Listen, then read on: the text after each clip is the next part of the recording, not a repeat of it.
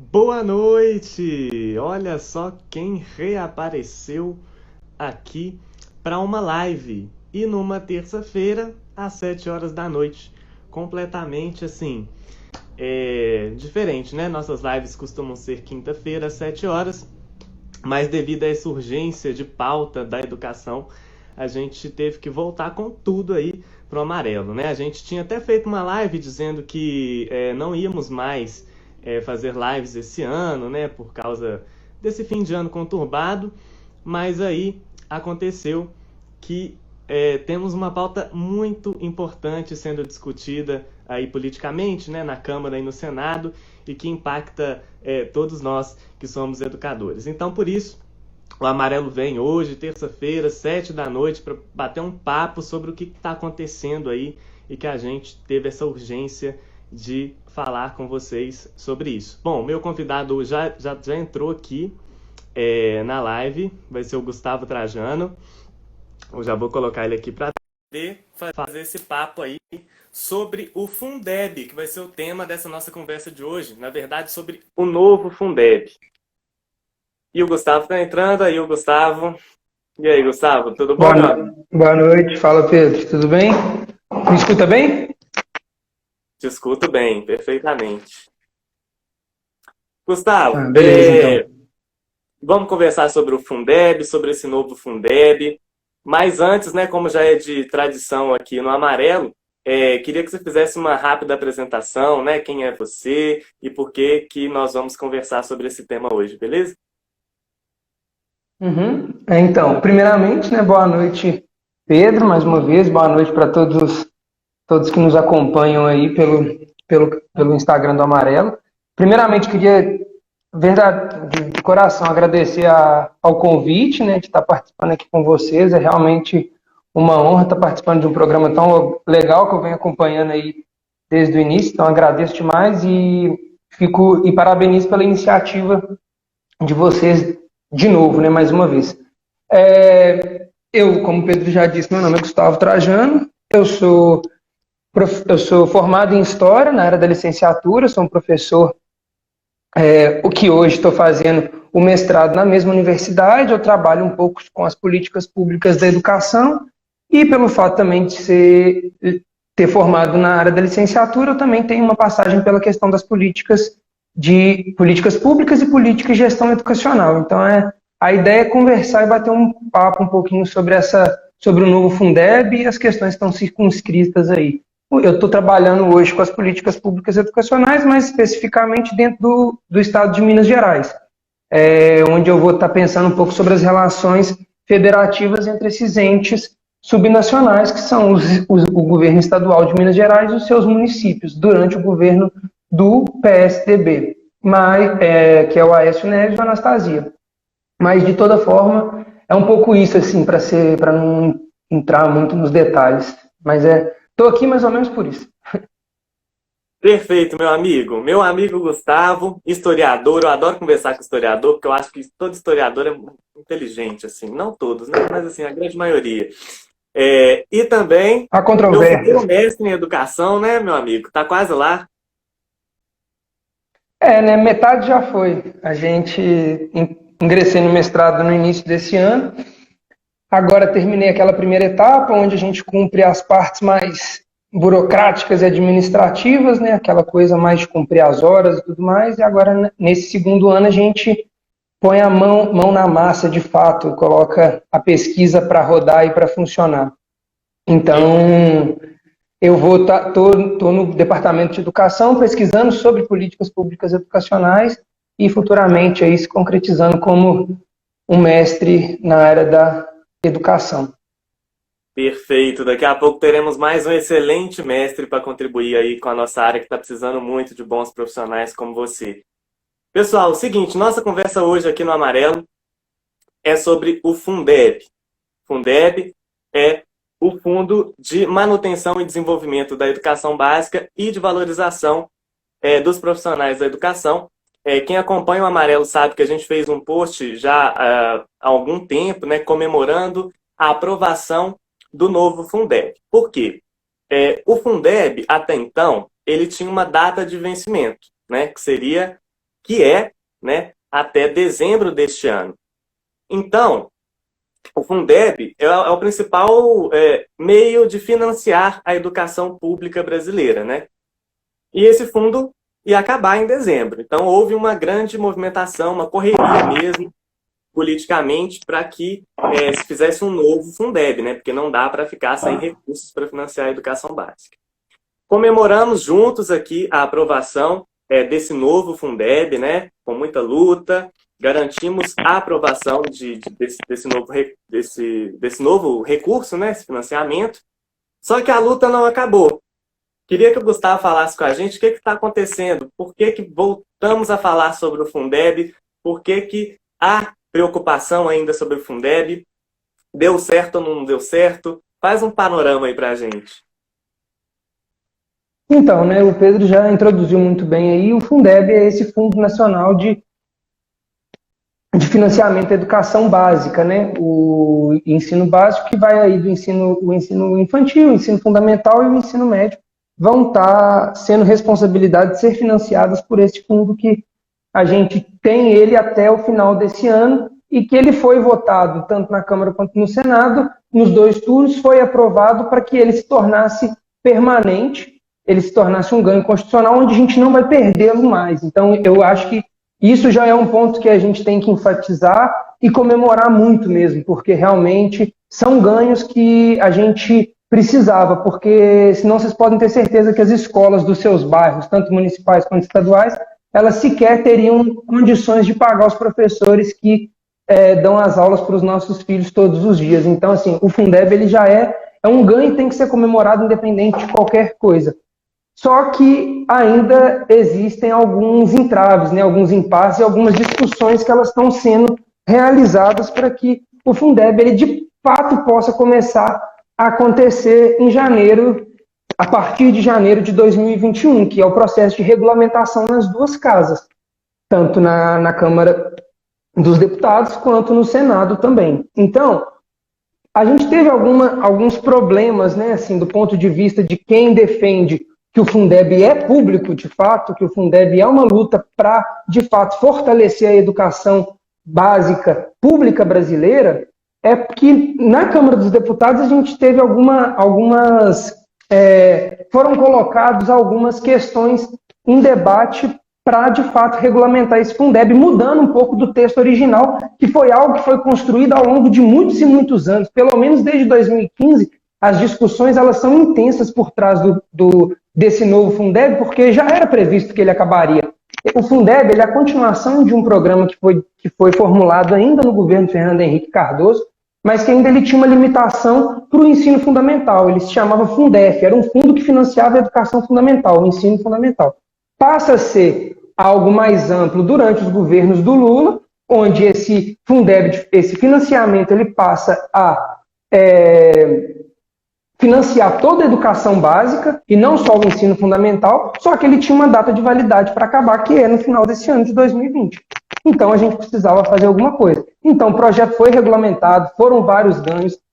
O principal ganho nosso foi justamente a incorporação do custo aluno-qualidade dentro do Fundeb, que é algo que já estava previsto lá na LDB, que estava previsto também na meta 20 do Plano Nacional de Educação, que é simplesmente você ter um padrão mínimo de qualidade em relação aos insumos, né, em relação ao dinheiro, em relação ao corpo técnico, em relação à infraestrutura para os estudantes das escolas públicas. E isso é o quê? Não é você dividir o dinheiro que você simplesmente tem, arrecadei e vou dividir isso. É você fazer um cálculo para saber, de fato, quanto que cada estudante precisa para receber uma educação de qualidade, algo que é previsto tanto na Constituição, no artigo 206, ele é previsto também no artigo 61, ele é previsto na LDB e também é previsto no Plano Nacional de Educação.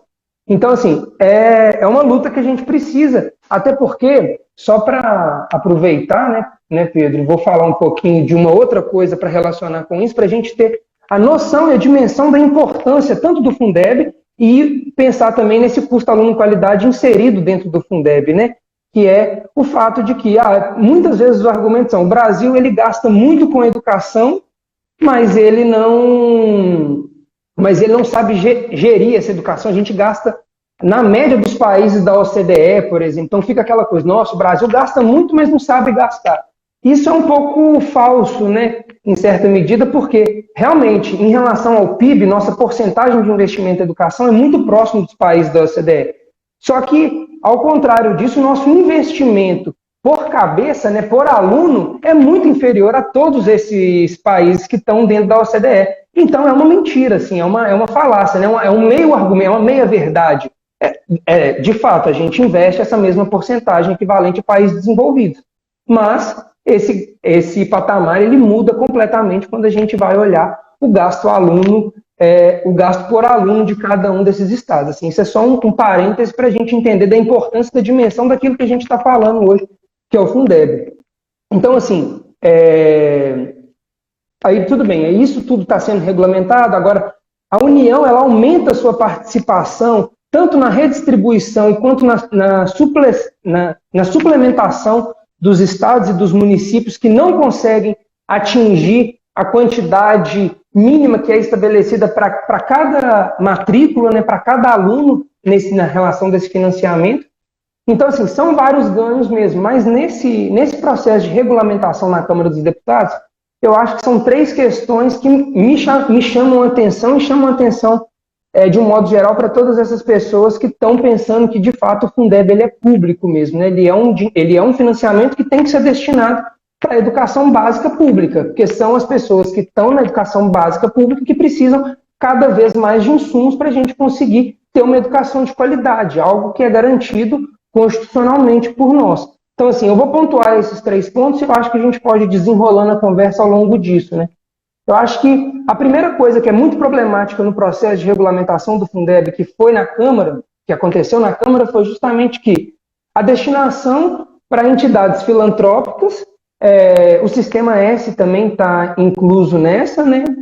Eles que ganham pouquíssimo dinheiro, a gente sabe que o governo já não tem uma série de parcerias com o Sistema S, foram os filantrópicas, as confessionais e também o Sistema S, né? É uma destinação de cerca de 10% do que a União complementaria para os municípios e para os estados que têm essa necessidade de uma suplementação em relação aos fundos, os fundos de cada um deles, destinar um dinheiro que é para a educação pública direto para essas entidades privadas sem fins lucrativos, né? Esse é o primeiro ponto, assim, que é uma destinação de um dinheiro que foi votado, foi com muita luta, foi a partir de muito diálogo, foi por meio de muita discussão que a gente conseguiu destinar e negociar essa porcentagem, esse valor, nessa participação da União no financiamento da educação básica, tanto as escolas estaduais quanto as escolas municipais. E o Congresso, os deputados federais, uma parte deles conseguiram passar nessa regulamentação essa destinação de 10% desse valor que seria proveniente da União para essas entidades privadas. E a partir disso tem uma problemática muito grande, porque quando você transfere esse dinheiro, que é o segundo ponto que eu queria falar, quando você transfere esse dinheiro para essas iniciativas privadas sem fins lucrativos, que na maior parte estão concentradas nas cidades mais populosas e as cidades mais ricas, você está tirando dinheiro das cidades que são mais pobres e que necessitam de mais insumos, necessitam de mais dinheiro, de fato, né, para poder efetivar uma educação de qualidade e entregando isso para os sistemas que são os sistemas que têm as maiores capacidades e as maiores condições. Uma vez que essas entidades elas estão muito mais concentradas nos grandes centros e não no interior do Brasil, que a gente sabe que é a maior parte dele, né? Assim, o Brasil é gigante e você tem municípios, muitas vezes, que eles dependem até 90% do que vem do Fundeb para eles conseguirem fazer a sua rotina de funcionamento normal. Então, assim, você tirar o dinheiro do Fundeb e colocar e financiar uma iniciativa privada, seja ela com ou sem fins lucrativos, no caso, sem fins lucrativos, é muito problemático por causa disso. Assim, é uma coisa que você está tirando dinheiro, de fato, dos lugares que mais precisam e colocando nos lugares que menos precisam. além de você estar financiando a iniciativa privada, uma vez que isso não é função do Estado. E isso não sou eu, não é o Pedro, não é ninguém que está falando, isso está destinado na Constituição. Isso não é uma coisa que deve ser... O pacto social que foi firmado foi pensado numa educação pública, universal, etc, etc, etc. Uma outra problemática que está dentro dessa questão que passou pela regulamentação é a ampliação da remuneração de profissionais que não necessariamente são os profissionais que atuam na educação propriamente dita, né? Que no caso aqui a gente pode criar uma generalização que somos nós professores, né? Nós somos esses profissionais da educação que tinham uma quantia destinada do Fundeb garantidos para os profissionais da educação. E isso foi flexibilizado de uma forma que prejudica justamente algo também que está sendo previsto nos diferentes pactos que foram formados dentro da sociedade em relação à educação. Porque quando você tira essa obrigatoriedade de pagar determinada quantia do Fundeb para salário de professores e colocando isso, ampliando essa remuneração para outros profissionais, você está indo contra também as políticas de valorização da profissão docente, que também é uma problemática. Não que os outros profissionais que atuam circunscritos na educação não precisam de valorização, óbvio que precisam. Todos os profissionais que estão dentro da educação pública ou privada, eles precisam ser valorizados. Mas isso é um mecanismo que nos foi garantido como valorização do docente. Então, acredito que isso é algo que tem que ser muito defendido e é problemático quando essa ampliação ela acontece. Até porque vai contra um dos artigos da Lei de Diretrizes e Bases, que foi aprovada há alguns anos já, né? Então, assim, são coisas que estão postas, né? E elas têm de ser cumpridas, né? Elas têm de acontecer e se efetivar de alguma maneira. E uma outra questão que, no caso, assim, desses 3 leques que eu tentei falar, a última, é um dos mecanismos de redistribuição. Para falar dele, tem que falar um pouquinho de como que vai funcionar mais ou menos o novo Fundeb. O novo Fundeb, ele tem a intenção de, até 2026, a União conseguir complementar o valor do fundo em 23%. Esse valor, antes do novo Fundeb, era só de 10%. Então, é um ganho por quê? Porque a gente conseguiu mais que dobrar a quantia que a União vai complementar para nós da educação, né? Para os alunos, para os professores, e isso é muito importante, é muito relevante essa quantia, né? Essa quantidade. E é o VAR. O VAR, o VAT e o VASP são 3 mecanismos de distribuição que o novo Fundeb tem. São formas que o governo ele sabe quais são os estados e quais são os municípios que precisam de determinada complementação. Então, assim, 10% vai continuar da forma que é. 10% dessa complementação da União ela vai continuar da forma que é. Os estados que não atingirem o valor necessário vão receber uma complementação da União de 10% dos fundos. E isso, por exemplo, fica circunscrito só dentro do estado. Isso não... Por exemplo, se um município do estado de Minas Gerais ele não tem a quantia suficiente que foi definida pela União, que foi definido pelos mecanismos que são escolhidos para definir qual que é o gasto por aluno que você tem que ter ao longo do ano que vai vir, né? No caso, a gente aqui teria que fazer uma definição para saber qual que vai ser a verba que a gente vai alocar para os estudantes no próximo ano, para o ano de 2021. E os estados que não atingissem esse valor, os alunos que não atingissem esse valor, né, as matrículas que não tivessem esse valor suficientemente, elas seriam complementadas pela União. Só que, por exemplo, um estado que, igual Minas Gerais, é um estado relativamente rico, ele não receberia essa complementação da União, porque o valor que ele atinge com a distribuição do Fundeb é suficiente para, como se diz, atender aquilo que foi definido no ano anterior. Contudo, não é suficiente. O valor do Fundeb é suficiente, mas o valor total que é destinado a esses alunos é um valor ainda muito baixo. Você pode ter diferença de um município a outro no Brasil, que é o município do Brasil que menos recebe, que menos investe por aluno, ele vai pagar lá R$ 260 no mês, enquanto vai ter município que vai estar investindo cerca de R$ 900 por mês por aluno. Então você vai vendo a discrepância, a diferença que existe entre esses municípios. Então é uma desigualdade muito grande que a gente tem que corrigir de alguma forma. Com os outros 10,5% que foi definido, esses municípios que estão localizados em estados que não receberiam essa complementação, passam a receber essa complementação. Então, um município pobre de Minas Gerais que antes não recebia, nesse momento ele passa a receber essa complementação da União. Então é um ganho. A gente tem estados que vão continuar ganhando essa complementação por não atingirem esses valores, e os municípios que estavam fora desses estados que recebem a complementação passam a receber uma complementação direta da União para conseguir atingir esses valores. Então é um outro ganho. Só que o ponto muito polêmico de dentro desses 23% é que é o outro mecanismo, que é o VAR, que ele é um mecanismo que ele vai usar esse R da sigla, né, como resultado.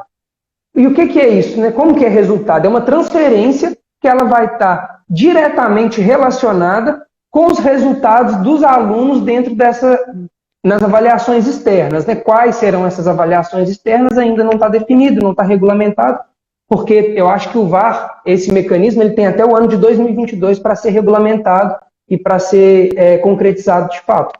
Mas, assim, ele é um mecanismo que é uma transferência desses 23% de complementação da União, que vai para as escolas que tiverem os melhores resultados nas avaliações externas. Só que isso é um tanto quanto problemático quando você pensa que o Fundeb ele é um mecanismo, ele é uma política pública de justamente equalizar a qualidade da educação para todo o Brasil. Então, como que você vai destinar uma transferência de verba pautado na competição? Porque se você está competindo entre desiguais, que são muito desiguais, onde que tem aluno que vai receber R$ 900 por mês e tem aluno que vai receber R$ 200 por mês, eu entendo como uma competição um tanto quanto injusta. E se for parar para pensar que são justamente as escolas que estão recebendo mais, que vão estar recebendo ainda mais pelo fato de estarem associadas aos resultados nas avaliações externas, é uma questão muito, muito complicada e muito delicada, ainda mais quando você pensa que dentro do Fundeb você tem o custo aluno qualidade, que é oferecer uma educação de qualidade para todos os brasileiros, e quando você vive num país extremamente desigual, tanto nas questões fiscais de insumos e de investimento para cada um dos estudantes, para cada uma das matrículas localizadas em cada um dos lugares do Brasil, mas também em relação à desigualdade racial, que é uma proposta que a gente coloca na pauta aqui. É muito complicado a gente pensar em resultados onde a gente tem uma desigualdade tão grande, é uma desigualdade que ela é ainda mais aprimorada e ainda mais intensificada pela questão racial. A gente sabe que o racismo, ele é um racismo estrutural dentro do nosso país, se ele é estrutural, ele está perpassando todas as instâncias, inclusive a educacional. Então, o que a gente pensa, né, como proposta e que a gente tenta combater a essa proposta do VAR, né, e quando eu falo a gente, isso é porque tem uma série de pessoas envolvidas na discussão dessa questão, uma série de participação de pessoas que estão inseridas no movimento negro, uma série de intelectuais que estão presentes nas universidades, uma série de deputados que também estão defendendo a bancada da educação, se quer que ela existe, né? Então, assim, pensar justamente que a gente precisa de um mecanismo dentro do Fundeb que ele vai atuar sobre as questões que mais ampliam as desigualdades. E se a gente não tratar da questão racial dentro de uma coisa que você está pensando na equiparação, na equidade, é um tanto quanto complicado. Então, é um pouco isso. Assim, os 3 leques que eu queria falar era desse VAR, desse mecanismo, que é uma questão de uma transferência do Fundeb ser justamente por competição, que foge da lógica da própria ideia do fundo, a ampliação da remuneração desses profissionais que não são diretamente os professores, e também essa destinação para iniciativa privada sem fins lucrativos de uma parte dos insumos que deveriam ser destinados para a educação pública, né, o ensino básico público brasileiro. Acho que eu estendi um pouco demais essa apresentação, mas é porque são muitos parênteses, né, e o que não tiver ficado muito objetivo a gente vai conversando, assim, porque realmente é muita coisa. Mas claramente você está muito bem informado aí, trouxe uma bela apresentação do estado das coisas, né? Eu comecei com tudo aqui já estava ansioso para discutir isso com o Gustavo, né? Porque hoje o Senado, a gente vai voltar nesse assunto, tá para discutir esse texto e essas questões que o Gustavo colocou. Mas eu quero lembrar, né, que quem está assistindo a live pode deixar seu comentário, pode deixar sua pergunta aí para o Gustavo responder, tem a caixinha de perguntas, vocês podem participar. Foram muitas informações e aqui eu queria fazer uma retomada dela. O Gustavo falou de muitas coisas, né?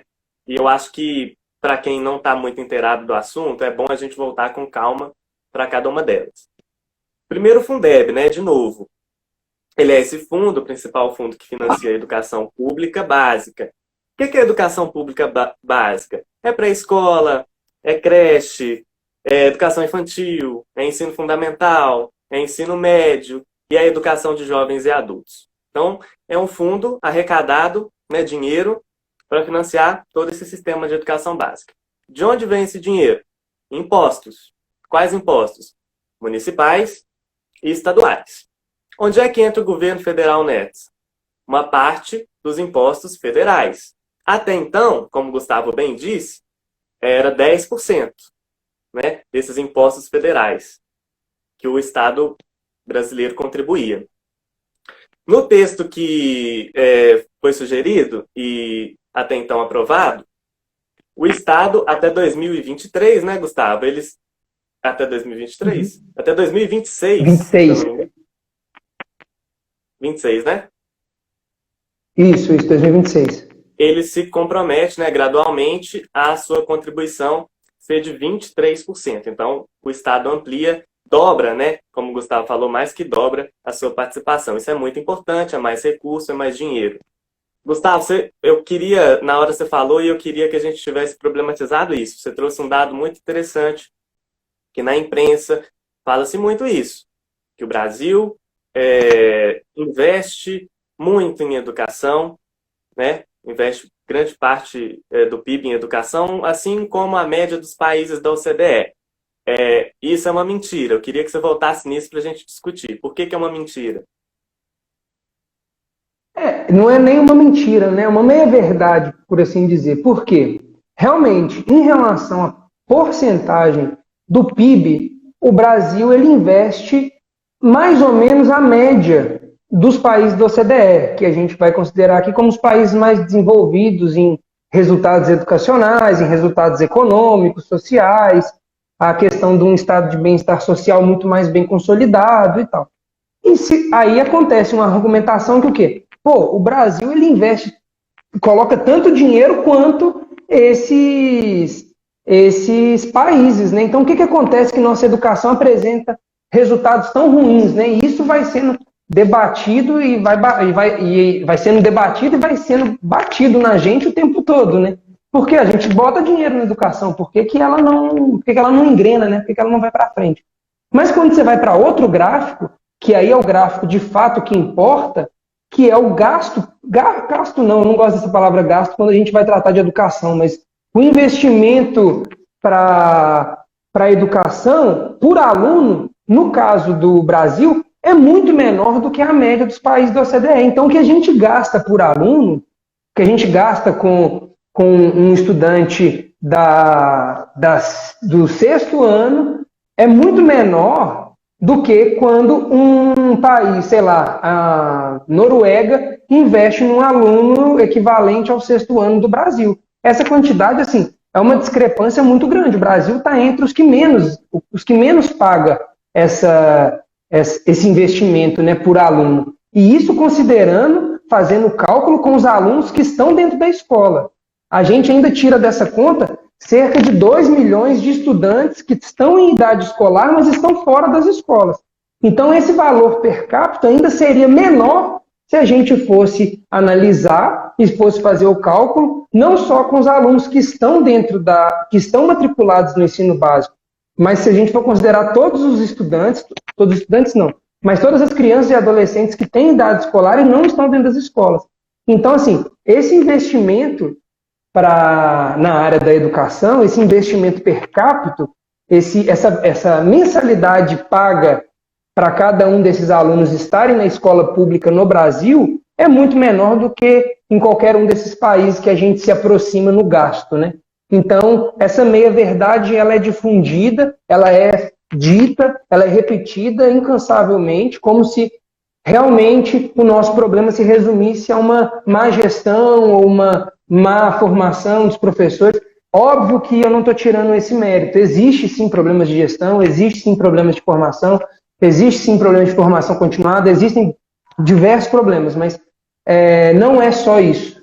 É importante a gente contextualizar os dados, porque senão a gente não consegue fazer um dado honesto, né? A gente está enviesando todos os nossos argumentos e isso é muito problemático. E é sempre importante considerar que quando a gente compara com países da OCDE, a gente está comparando com países muito específicos, né? Geralmente já desenvolvidos. E o Brasil, assim, em termos de comparação, é muito difícil comparar o Brasil com outras nações, porque aqui a gente tem um contingente populacional muito grande, né? Então, se a gente não investe por aluno, né? Você pensa o tanto de aluno que a gente tem nesse país. E a gente investe abaixo, né, da média da OCDE. Nesse tanto de gente, já é uma coisa bastante problemática. Mas aí, Gustavo, voltando para o Fundeb. A grande vitória que comemoramos aqui no Amarelo foi: conseguimos um novo Fundeb, né? Conseguimos que esse Fundeb fosse permanente. O que isso significa? O Fundeb atual vencia em dezembro. Então, teria que ter uma forma de renovar isso. Não, acabou com isso. Agora vamos ter um Fundeb permanente, para sempre. Não vamos precisar passar por essa situação mais de um Fundeb que vence. Ótimo. A questão do custo aluno-qualidade, que o Gustavo retratou muito bem. Foi uma das lutas que a gente teve, né? Também quiseram, né, tirar esse elemento do custo aluno-qualidade. E o custo aluno-qualidade é o que garante os insumos, como o Gustavo falou, para que se tenha uma educação mínima, né, digna, né? E o que isso significa? Significa biblioteca com livros na escola, significa laboratório de informática, laboratório de ciências, espaço para grêmio estudantil, para assembleias, quadras poliesportivas, salas de aulas bem equipadas, número de alunos adequado na sala de aula, né? Porque a gente sabe que o problema de superlotação das salas é uma coisa que tem uma influência muito séria na educação. Enfim, o custo aluno-qualidade, ele incide sobre tudo isso. Então, é um ponto excelente, conseguimos isso também. E aí, a grande polêmica é que aprovamos esse novo Fundeb e precisamos agora regulamentar isso. Como é que vai funcionar na prática? E aí, a Câmara começou a elaborar esse texto da regulamentação do Fundeb. E aí o Gustavo trouxe esses 3 pontos que foram os problemáticos, né? De última hora, porque assim no Brasil é sempre assim, né? De última hora apareceram lá alguém assim com ideias loucas de pegar dinheiro público e jogar aí na iniciativa privada, no Sistema S, enfim. Isso representaria uma perda de cerca de 15,9 bilhões. 15,9 bilhões a menos para as escolas públicas. Esse dinheiro, enfim, seria destinado para a iniciativa privada. E aí esse texto chega hoje no Senado, né, com grande pressão popular. E aí, como é que vai aprovar isso? Vai aprovar? Vai rejeitar? E estamos até agora, né, discutindo isso no Senado, né, Gustavo? Então, eu não consegui acompanhar o final da discussão no Senado, mas é uma das principais coisas que estão sendo discutidas, sem dúvida nenhuma. E assim, Pedro, por quê? São algumas questões que estão circunscritas nisso que é muito importante da gente estar falando. Porque eles estão falando a destinação para uma destinação de uma parte do dinheiro público para iniciativa privada. Sem fins lucrativos, isso é importante a gente pensar nisso, mas o quanto que isso também abre brecha e agenda para propostas futuras, né? A gente, sem fins lucrativos hoje, mas amanhã vai saber o que é, né? Então é uma questão também, assim, que alguns interesses, alguns grupos de interesse, eles vão trabalhando ao longo dos anos, de fato, não é hoje são iniciativas privadas, são entidades privadas sem fins lucrativos, amanhã pode ser que sejam realmente as entidades privadas com fins lucrativos. Aí é realmente o Estado dando dinheiro para a empresa privada estar lucrando, que é um tanto quanto problemático quando você pensa na questão da educação. Então, assim, a destinação para essas instituições em específico, as instituições sem fins lucrativos, confessionais, o próprio Sistema S, e a outra é confessionais, Sistema S, eu sempre esqueço o outro. Deixa eu ver aqui na minha colinha. Olha aí, Pedro.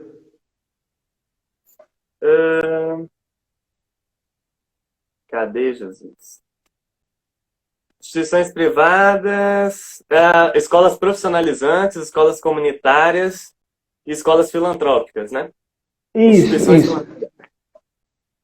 Uma questão que tá em debate, mas pouca gente fala disso, é que essa destinação de algum dinheiro para essas entidades, ela já é prevista na Constituição, no artigo 213. Só que ela só é prevista e só é legal e ela só pode ser feita quando faltam vagas nas escolas públicas. Quando você não tem vaga nas escolas públicas, você não consegue garantir um espaço para aquele aluno em específico, aí sim o Estado ele tem a obrigação de garantir que esse estudante esteja dentro da escola, seja ela pública ou privada, no caso privada sem fins lucrativos, para que não seja comprometido o direito de cada um de estar cursando o ensino básico, né? Então, isso já está regulamentado. Só que, no Brasil, onde que isso é mais afetado é justamente no ensino infantil. O ensino infantil realmente tem uma defasagem relativamente grande de vagas. Faltam vagas nas creches, faltam vagas nessas instituições que são responsáveis por essa idade em específico, né? Só que no ensino fundamental e no ensino médio, o nosso sistema já é universal, ele já consegue atender todas as pessoas. Então, não tem o mínimo cabimento e o porquê você pegar uma parte do Fundeb e destinar para as escolas que vão estar atuando no ensino fundamental e no ensino médio. Inclusive, um grupo de juristas já está entrando com pedido, porque se isso não for, de fato, vetado, né, no Senado, eles vão levar essa questão para o Supremo, vai judicializar a questão, porque ela está indo contra o artigo 213 da Constituição, ele está muito bem definido. Então, o primeiro ponto já se mostra um tanto quanto problemático por isso, é uma proposta ela é inconstitucional. Então, eu acho que quando a gente está discutindo isso, o primeiro que a gente tem que bater é isso. Está definido no artigo 213 quando que pode destinar uma determinada parte desse valor para essas entidades sem fins lucrativos. E hoje, essas entidades elas não têm nem 1% das matrículas. E nessa proposta louca do Congresso, eles estão querendo que 10% das matrículas sejam destinadas, até 10% das matrículas podem estar dentro dessas instituições. Então, assim, você vê que não é por uma necessidade, porque hoje você não tem nem 1% dessas vagas ocupadas nessas instituições sem fins lucrativos. E você quer aumentar ela para 10%? Nenhum argumento parece válido o suficiente para justificar um aumento tão gigantesco, né, de 10 vezes mais matrículas dentro dessas instituições, sendo que a própria Constituição já define quando isso deve ser feito. Então, essa destinação da complementação da União para unidades de fins lucrativos é uma coisa que realmente tem que ser combatida por causa dessa inconstitucionalidade da própria questão, pelo fato de você estar financiando de fato a iniciativa privada, e muitas vezes essas iniciativas filantrópicas, elas muitas vezes elas estão associadas com grandes empresários, com grandes grupos, que são grupos de interesse que têm verba para fazer esse investimento dentro da educação. Ele não precisa de verba pública. E uma outra problemática também é que essas entidades, elas estão localizadas nos grandes centros. Elas não estão no interior do Brasil, elas não estão no Brasil de verdade.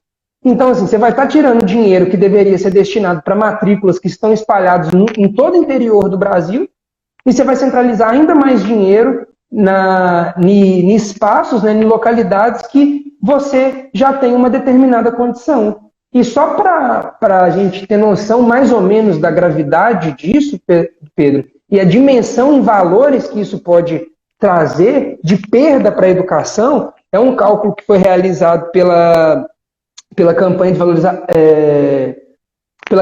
pela campanha nacional pelo direito à educação, é que esses valores que vão ser destinados para essas instituições, elas podem chegar até 15 bilhões de reais.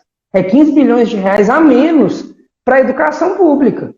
Entendeu? Então, assim, é muito dinheiro. E uma coisa que eu compartilho muito com a minha orientadora, a professora Zara, né? Política social, gente, política pública social, ela gasta dinheiro mesmo, e é caro, e vai continuar sendo caro. A gente está vendo aí que a pandemia é um dos maiores exemplos disso. Política social, direito social, custa dinheiro mesmo, custa muito dinheiro. E você pensar que você vai estar retirando 15 bilhões de uma área que, pelo menos eu entendo que a maioria das pessoas enxergam que seja algo muito necessário e fundamental, é muito problemático, né? Eu, pelo menos, entendo como muito problemático, principalmente por essas três questões que eu falei. Pela quantidade, pelo valor imenso que você está retirando, pelo fato de ser inconstitucional e também pelo fato de uma certa forma, direta e indiretamente, você está tirando dinheiro dos lugares que mais precisam desse dinheiro e colocando nos lugares que você menos precisa desse dinheiro. Então, acho que o primeiro ponto é esse, assim, que é muito polêmico, mas que de polêmico, na verdade, não tem nada, né? São muitas problemáticas que fazem com que a gente esteja nesse alvoroço aí nessa semana por causa do Fundeb. Muito bem falado, amigo. Estou assim, impressionado com o seu conhecimento sobre o assunto. Muito orgulhoso. Vou ler alguns comentários aqui. O Matheus Vessi, saudades desse menino, destacando aqui o custo aluno qualidade, né, que é muito importante. E o João Maia, Joãozinho, está falando que o novo Fundeb é um fio de esperança, que nós podemos sonhar em tirar na escola parte das desigualdades educacionais que existe na sociedade. E aí o João também comentou que o Senado estava sintonizado aqui na nossa live e definiu a parada a tempo da gente entrar ao vivo. Ô, Gustavo, você não estava acompanhando, mas eu estava. Fiquei acompanhando a votação do Fundeb, né? Começaria às 16 horas, mas o Senado, eu fico assustado, né? Porque é uma loucura, é uma confusão. Eles falam um tanto de coisa, mas não falam nada. Demoraram horrores para iniciar a conversa, enfim. Mas aí ficou naquela ladainha, né? Vamos dizer assim, não tinha nem quórum direito para votar. Eu não entendo o que esses senadores ficam fazendo lá, se eles não estão lá para trabalhar, eles estão fazendo o que lá? Enfim, até onde eu vi, o relator do texto, né, no Senado, que é o Isalci, do PSDB, ele tinha definido que voltasse o texto original, né, o texto amplamente aprovado pela sociedade, o texto do Felipe Rigoni, voltasse aquele texto sem essas emendas. E aí fechou esse acordo, tinha fechado esse acordo lá no Senado. Só que aí o que acontece? Aí entrou um senador do PDT para explicar o processo para a sociedade, né? Esse texto voltaria para a Câmara, então esse texto inicial volta de novo para a Câmara. E aí o Rodrigo Maia, que é o presidente da Câmara, já se comprometeu a votar na quinta-feira. Só que aí o que a Câmara vota?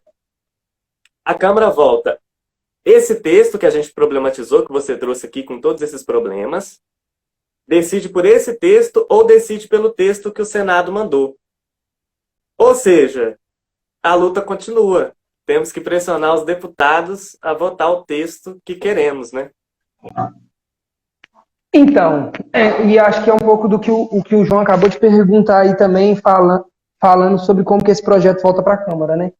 Eu acho que ainda dá para voltar um pouquinho antes disso, Pedro, porque o que acontece? Essas emendas elas só foram para o Senado porque opositores ao texto original, apoiados também pelo Planalto, pelo presidente, no caso, eles descumpriram um acordo. Porque o acordo era que o texto seria votado sem nenhuma... Ele seria enviado para o Senado sem nenhuma alteração. E isso tinha sido acordado. Inclusive com a oposição, com a situação, todos os deputados tinham entrado em um consenso depois de uma ampla discussão. E na hora, na hora H, essa base, né, do governo votou contra votou contra não, né? Ele foi contra o acordo que tinha sido firmado. Então, realmente, a luta continua, né? Porque agora a gente volta esse texto que foi modificado, que não foi cumprido o acordo, justamente por causa que esse texto que não foi cumprido o acordo, ele volta para a Câmara, que é o seu lugar de origem, no caso a Câmara dos Deputados, e essa votação ela vai ter que ser disputada de novo. E uma outra coisa, você falou que o Rodrigo Maia ele se comprometeu a fazer essa votação na quinta-feira, e é muito importante que essa pressão continue para que essa questão seja votada na quinta-feira, porque se a gente atrasar nisso, é o que vai acontecer. A partir de 2021 a gente passa a não ter verba para a educação. Então a urgência disso tem que ser pensada mesmo. E agora, qual que é a expectativa em relação ao Congresso, na volta desse projeto original do Felipe Rigoni, né, que está indo de encontro a essas questões que foram definidas? Eu acho que a gente volta com mais força para a Câmara. Né? Eu acho que a gente volta com mais força para defender isso pelo fato da sociedade civil ter se movimentado, pela sociedade organizada, pelos partidos terem se organizados. Isso é muito importante. Assim, os deputados, a bancada que está favorável na educação do próprio Senado. Então, ontem eu estava até no Twitter e retuitei um tweet até engraçado, né? Porque o Renan Calheiros, né? O Renan Calheiros, de tantas discussões, polêmicas e mais polêmicas, ele mesmo se comprometeu a barrar essas emendas que foram propostas pelos deputados e retornar essa questão para a Câmara. E isso ganha um peso, porque goste ou não goste de Renan Calheiros, é um baita de um político em relação ao poder que ele tem nas influências, no jogo, né? Na questão bem maquiavélica da coisa, assim, né? Então, realmente são pesos importantes que vão ganhando, né? São apoios que a gente vai angariando, que vai dando certa força para a nossa pressão para barrar essas emendas e a gente passar com o texto original de fato, que essa destinação não existe para as entidades privadas, né? Que a gente consiga diminuir essa ampliação que foi feita em relação ao pagamento dos professores, né? Que passou no texto do Felipe Rigoni, quem seria remunerado com esse valor do Fundeb seriam os professores, os profissionais da educação, que era amplo o suficiente para ser professores, assistentes sociais e psicólogos. Isso, do jeito que está hoje, além de você estar pagando professores, assistente social, psicólogo, que é uma questão que eu realmente não tenho ainda, eu não tenho opinião formada sobre isso, uma vez que é proposto na LDB o que é valorização de profissional da educação de fato. E assistência administrativa, né, profissionais da área administrativa e também profissionais terceirizados. E por que é problemático dessa questão dos terceirizados? Porque, às vezes, essas escolas sem fins lucrativos, elas poderiam até mesmo contratar pessoas que não são formadas na licenciatura, não são professores plenos, para desenvolver a função de professor. Onde a gente tem uma problemática na educação, que é a qualidade dela, isso é documentado, fundamentado e argumentado que nós temos esses déficits em relação a uma grande parte do mundo, né? Então, é um pouco isso, assim, a minha expectativa é positiva em relação ao Fundeb estar voltando para a Câmara, porque eu acho que a gente conseguiu angariar apoios muito, muito importantes, né? Por mais que a gente brinque, são sim, dentro do jogo, da dinâmica do jogo político, são apoios importantes. Você está com a mobilização, tanto na internet, mas também dentro dos movimentos da sociedade civil. Você está com um movimento organizado por gente que está tratando da educação, Todos pela Educação, também está tentando barrar algum desses pontos que a gente está falando, que é uma entidade que está sempre na mídia, que está sempre tendo a sua opinião sendo levada em consideração. O jornal Hoje, que é um veículo de grande comunicação, também demonstrou a problemática desses 15 bi que a educação está perdendo por causa dessa destinação. Então, acho que a minha expectativa ela é positiva, porque o movimento está sendo consolidado. Uma série de tuitaços acontecendo várias vezes ao dia, pressionando, de fato, que a hashtag que o Fundeb ele é público, que ele tem que ser para valer, e se ele é para valer, ele é público, ele é universal, ele é democrático, ele é para todo mundo. Então, assim, a minha expectativa é boa.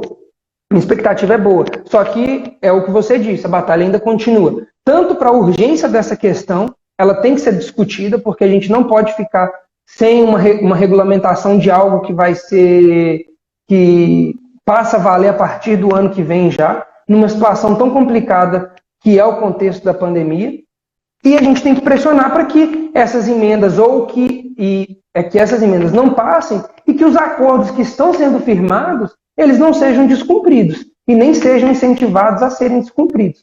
Então, assim, a minha expectativa é boa, mas eu acho que a vigilância ela é necessária até o final, até a hora que a gente botar isso aí aprovado de fato, sem essas questões que, inclusive, são questões inconstitucionais em algumas medidas, né? Então, não tem por que estar sendo nem votada. Perfeito, amigo. Falamos.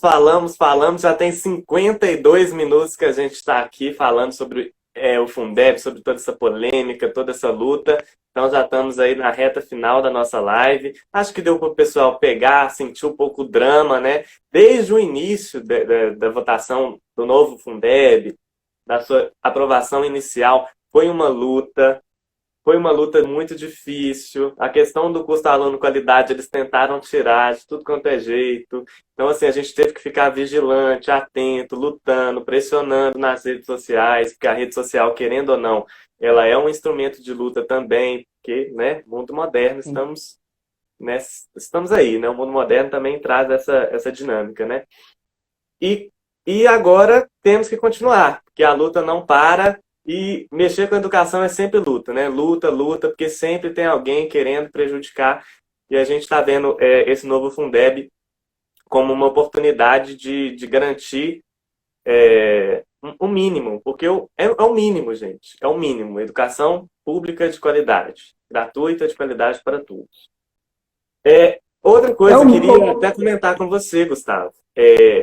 Nesse momento em que esse discurso da antipolítica, né, até alguns anos, né, ele veio forte, como é importante a sociedade estar atenta e pressionando, né, para a gente barrar esses retrocessos. Então, essa luta pelo Fundeb mostra como é importante a política e a sociedade participar, né? Então, eu acho que além de garantir o mínimo, né, Pedro, é uma coisa que foi firmada, é o pacto social, ele é o que a gente tem de mais precioso, é a nossa Constituição. Então, assim, se é algo que está presente lá, que a gente faça cumprir. E a gente coloque em questão sempre, coloque em xeque sempre quando isso está sendo desviado de alguma forma. Agora, se realmente você quer mudar toda a estrutura, quer mudar o artigo 213, quer mudar, não vamos dar canetada na coisa, né?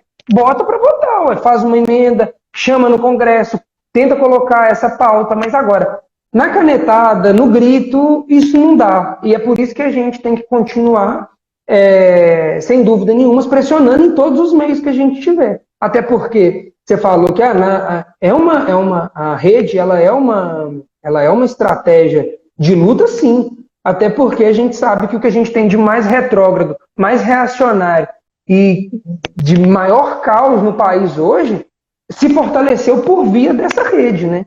Então eu acho que mais do que nunca é a hora da gente ocupar esses lugares para a gente conseguir disputar isso de fato. Porque hoje, mais do que a televisão também, eu acho, porque e em grande medida as eleições elas mostraram isso, é que o que está bombando é o WhatsApp, é o Twitter, é o Facebook, é o Instagram. Então, assim, é o lugar que a gente também tem que tá dentro, sabe? Então, eu acho que é isso, é realmente continuar lutando e é continuar pressionando por algo que é nossa garantia, assim, é nosso direito mesmo, tá lá, tá escrito na Constituição de 1988. É só ir lá e conferir. Educação de qualidade para todos, educação pública, gratuita, enfim, é isso. Espero que Perfeito, tenha amigo. dado Gente, para escutar um o pouquinho. Gustavo, ele nunca passa frio, porque ele está sempre coberto de razão. Olha a alma ele falando aqui que é preciso estar atento e forte. É verdade, amiga. E o Joãozinho está dizendo que eu tenho que substituir o Thiago Leifert no próximo BBB. Melhor apresentador Concordo. do Brasil. Falando em Thiago Leifert, hoje tem The Voice. Gosto muito de The Voice, vamos assistir The Voice. Tem uma cantora lá de Viçosa, maravilhosa, que ela vai pra final aí, hein, gente? Gustavão, deixa eu ver aqui o que eu tenho que falar antes. Senão minha amiga me mata. Seguinte, Gustavão, nós temos nosso podcast, não sei se você sabe, nós temos o podcast Num Tom Amarelo. Queremos conversar com você lá também em breve. Podemos falar sobre o Fundeb ou sobre qualquer outra coisa de educação. Meu futuro mestre. Tivemos um episódio recente, né? Trazendo as boas notícias na educação em 2020, porque 2020 foi um ano bem pesado, bem ruim, né? Então a gente quis finalizar com boas notícias. Fizemos mais de 25 lives aí nesse ano, aqui no Amarelo, estão todas gravadas, essa vai ficar gravada também, com o nosso querido Gustavo Trajano. E estamos aí, estamos no YouTube, estamos no Facebook, estamos aqui no Instagram. Mas essa live foi de urgência. A gente nem estava com ideia de fazer mais live esse ano, mas esse tema do Fundeb é o Fundeb, é urgente, né? Então, amigo, precisamos encerrar aqui por causa do tempo do Instagram, mas de antemão eu te agradeço. Falei assim com o Gustavo hoje. Gustavo, você topa falar do Fundeb? A gente precisa falar disso, a sociedade precisa discutir isso. O Gustavo já de prontidão já aceitou. E muito feliz por esse menino que me dá muita alegria. E muito obrigado por participar. Então, te agradeço e deixo aí as suas últimas palavras. Não, que isso. Primeiramente, né, Pedro? Porque a gente falou tanto, parece que só tem coisa ruim. Primeiro é realmente, de novo, reforçar. Ainda bem que o Fundeb passou, viu, gente? Foi a vitória. No dia que ele passou no Congresso, que foi 21 de julho, eu considero o dia mais importante da educação pública brasileira, assim, desde sempre, porque realmente é algo muito importante para a gente. Então, tem essas questões que a gente tem que continuar lutando, mas é uma vitória, sim, o novo Fundeb, ele é uma vitória. Então, isso é o principal que eu queria deixar, assim, apesar de tudo, é isso. Agora, eu que só tenho que agradecer, Pedro, porque muito bom estar compartilhando desse espaço com você, com a Amber também, que estão aí coordenando esse projeto lindo, lindo, lindo que é o Amarelo. Fico muito feliz de estar fortalecendo movimentos que têm essa intenção. Pretendo cada dia mais poder colaborar. Então você saiba que, além de me autoconvidar, sempre que você me chamar, eu vou estar disponível também. A coisa foi meio no susto, nem tudo deu para preparar do jeito que eu queria, mas de toda forma, acho que só da gente estar debatendo e estar trazendo essa discussão é mais do que importante. De todo modo, é realmente agradecer. Tenho um carinho muito grande por você, me espelho muito, tenho muita referência, você sabe disso. E só agradecer mesmo e parabenizar, porque eu acho que é fundamental esse espaço aqui. Espero que ele cada dia mais se torne mais forte. Tamo junto, amigo. Deixa eu mandar só um beijo aqui pra sua mãe que apareceu na live. Saudades, viu, da sua mãe, Fiquei até do seu pai. nervoso.